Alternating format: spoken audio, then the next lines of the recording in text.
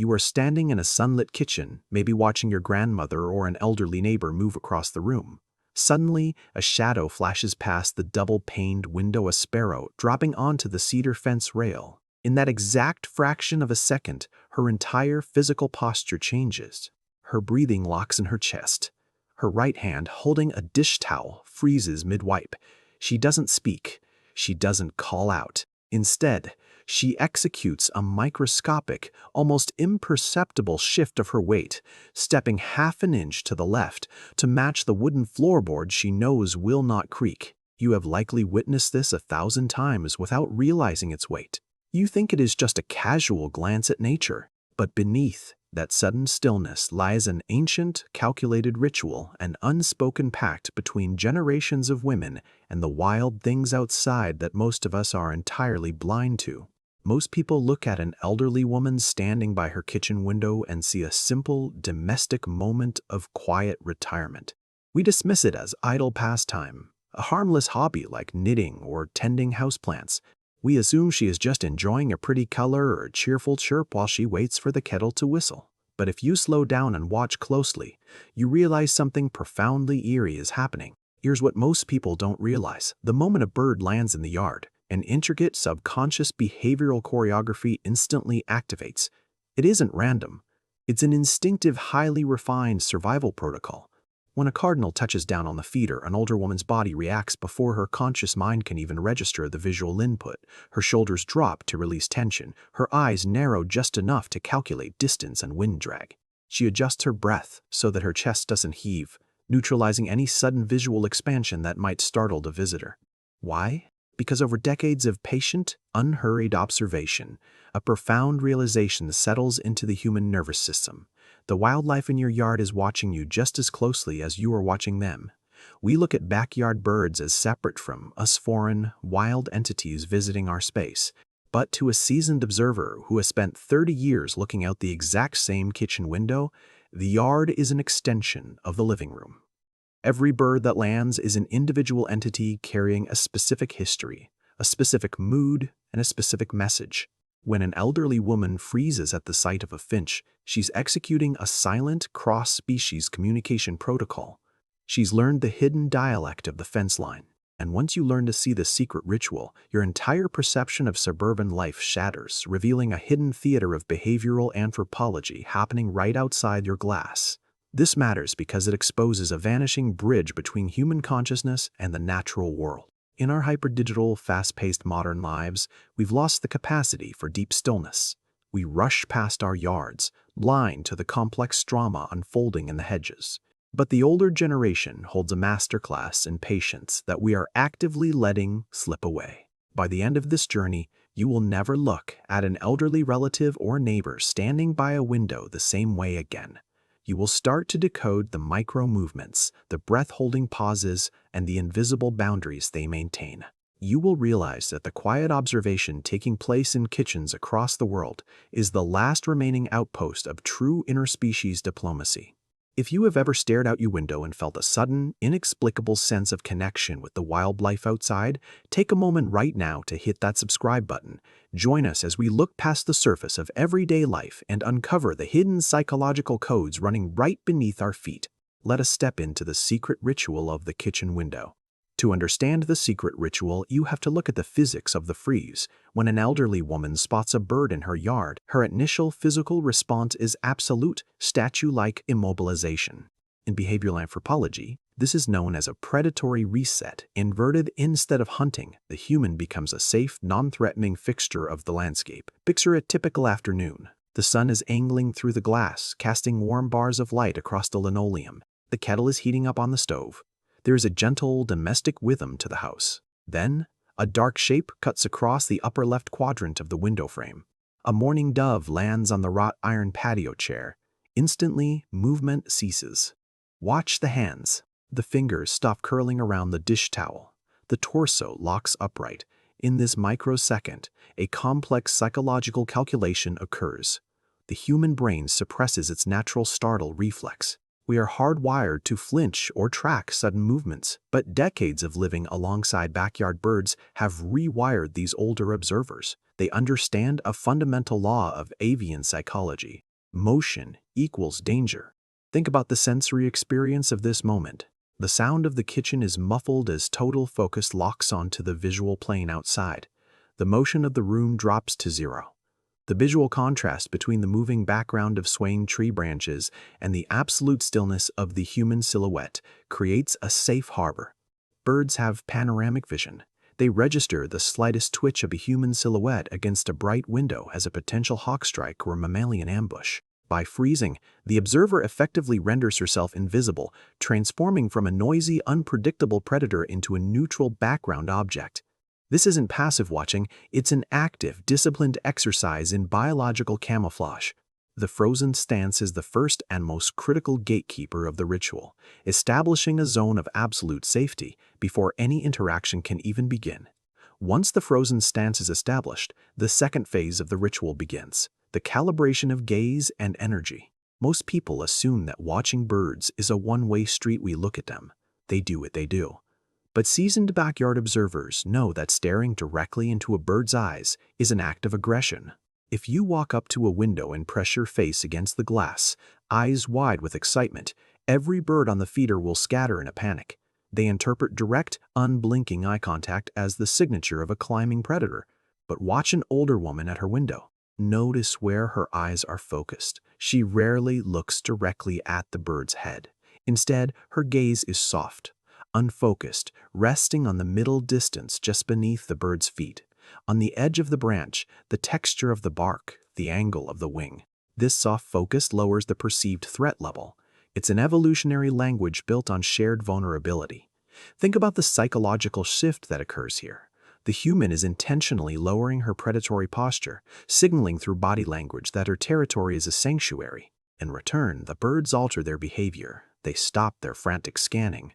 Their head bobbing slows down from a rapid nervous strobe to a calm, measured pacing. This is where unspoken interspecies communication takes root. Over time, recurring visitors, the same chickadee that's nested in the apple tree for 3 consecutive summers, the same mockingbird with a chipped tail feather, begin to recognize the distinct energy signature of that specific kitchen window. They learn that the human silhouette behind the glass doesn't bring stones, nets, or sudden loud noises. Instead, it brings predictability, safety, and silent companionship. It's a quiet, wordless contract forged entirely through the discipline of gaze and energy control.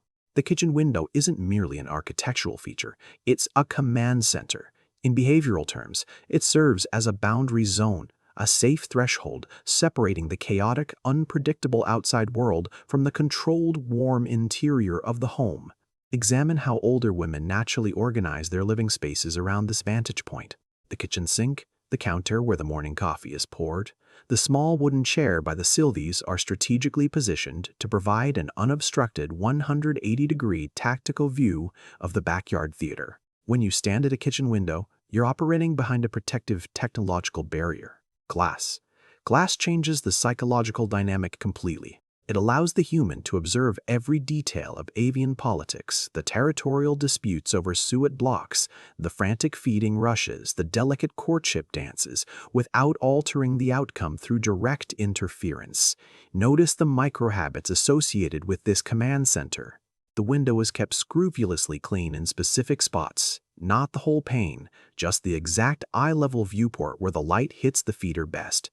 There's often a pair of lightweight opera glasses or small binoculars resting right on the windowsill, worn smooth by decades of handling. This command center grants the observer an intimate, longitudinal awareness of local ecology that modern science often misses.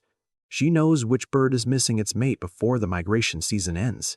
She knows which jay is the neighborhood bully and which sparrow is raising a late second brood in the boxwood hedge.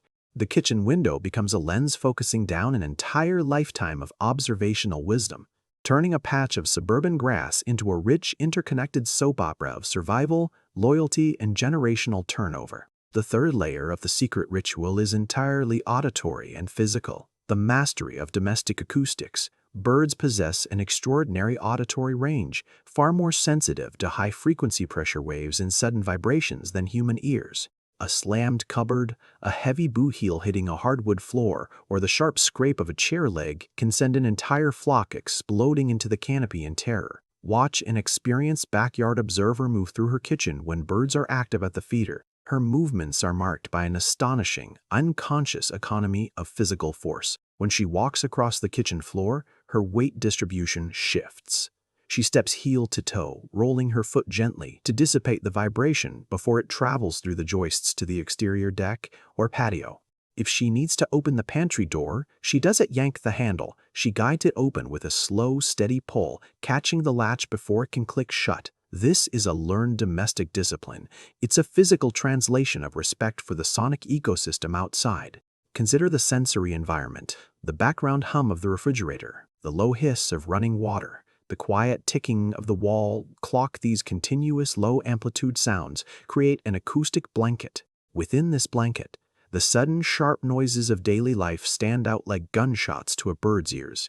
By softening her footsteps and muting her domestic actions, the observer creates an invisible acoustic shield around her home. She unconsciously molds her human environment to fit the delicate sensory tolerances of the wild creatures she hosts. This is a profound behavioral adaptation, a human modifying her domestic habits to mirror the quiet vigilance of the animal kingdom, bridging the gap between two entirely different worlds through the sheer discipline of silence.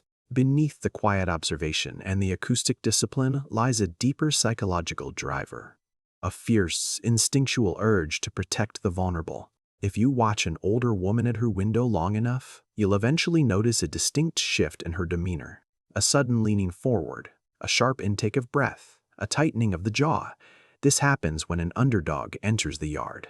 Picture a newly fledged robin, clumsy, tail feathers barely sprouted, wings drooping awkwardly, sitting helplessly on the open lawn because it hasn't yet learned how to calculate vertical lift. It's a flashing neon sign for every neighborhood cat, hawk, and blue jay looking for an easy meal. When a grandmother spots this vulnerable fledgling, her protective instincts ignite with sudden, calculated intensity. This is where the silent ritual turns into active intervention. She doesn't run out screaming, which would only terrify the parents and cause the fledgling to panic and flutter blindly into a fence. Instead, her mind races through tactical options. She scans the yard for the neighborhood calico cat lurking under the hydrangeas. She checks the sky for the resident Cooper's hawk. Then, she quietly takes action.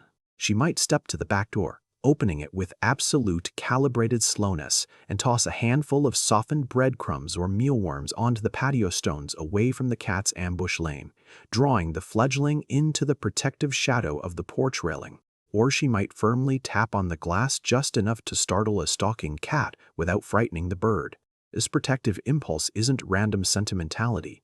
Psychologically, it mirrors a deep universal archetype, the guardian elder. Having raised children, weathered life's storms, and witnessed the fragility of their own families, older women recognize the raw, unshielded vulnerability of a young creature struggling against impossible odds. They become the invisible shield of the backyard, evening the playing field against a brutal natural world through quiet, strategic benevolence. BUP, and yet, as you stand there watching this intricate ballet of stillness, acoustics, and protection, a much deeper, more unsettling realization begins to settle over you. This isn't just about feeding birds or passing the afternoon. It's a reflection of a profound psychological parallel, a mirror held up to human aging itself. We live in a culture that relentlessly discards what is old, slow, and quiet. We chase novelty, speed, and endless noise, viewing aging as a decline into irrelevance. But the natural world tells a completely different story. Nature knows that the ultimate wisdom doesn't belong to the frantic, blinding speed of youth, but to the deep, unshakable stillness of the veteran. Think about the sheer depth of time embedded in that kitchen window. Decades of mornings, thousands of sunrises, hundreds of generations of birds hatching, migrating, fighting, and dying right outside that exact pane of glass. The observer at the window has become a permanent fixture of the local ecosystem, a living mountain of memory embedded in the suburban landscape. When you watch an elderly woman freeze at the sight of a finch, you're watching a master class in presence. She's tuned into frequencies of time and space that the rest of the modern world has completely forgotten how to access. She isn't wasting time, she's anchoring it. And when we dismiss these quiet moments as idle or insignificant, we're blinding ourselves to the most sophisticated form of ecological mindfulness left on the planet. And then, You notice something extraordinary happen right before your eyes. It's late afternoon. The light is turning a deep, bruised amber across the lawn. The yard is completely silent, the heavy, tense silence that always precedes a sudden drop in barometric pressure. At the feeder, a mixed flock of sparrows and titmice are feeding frantically, nervous, darting back and forth. Suddenly, every single bird freezes mid-motion. They don't fly. They don't chirp. They drop flat against the branches, completely motionless, eyes wide, staring fixedly at the upper sky. You see nothing. The sky looks clear. The wind is dead calm. You look over at the grandmother standing by the kitchen window. Before your brain can even process the change in the air, her hand moves with absolute, chilling precision. She doesn't hesitate. She reaches out, taps the glass twice with her fingernail, a sharp, distinct double knock, designed to mimic the alarm call of a mature blue jay, and simultaneously steps sideways, throwing her body directly into the path of the window's harsh glare to cast a wide, moving shadow across the patio deck. A split second later, a peregrine falcon, a blur of gray muscle and razor-sharp talons, drops vertically out of the blind spot of the sun, screaming downward in a hunting stoop aimed directly at the feeding station. Because of her microsecond intervention, the shadow breaks the falcon's depth perception for a fraction of a second, and the sharp double knock triggers the flock to drop instantly into the deep safety of the boxwood roots. The falcon pulls up at the last possible microsecond, its talons grazing empty air, before banking hard and rocketing up over the roofline into the clouds. Silence slams back down onto the yard. Slowly, the birds begin to emerge from the hedge, one by one, shaking their feathers, unharmed. The grandmother doesn't smile. She doesn't gasp. She simply exhales a long, slow breath, turns back to the stove, and reaches out to steady the handle of the kettle as it begins to whistle. She didn't guess the danger. She didn't use an app or a weather radar. She read the subtle, silent language of the backyard, acting as the ultimate, invisible guardian of the ecosystem. And in that quiet kitchen, you realize the staggering truth. The secret ritual at the window isn't a pastime.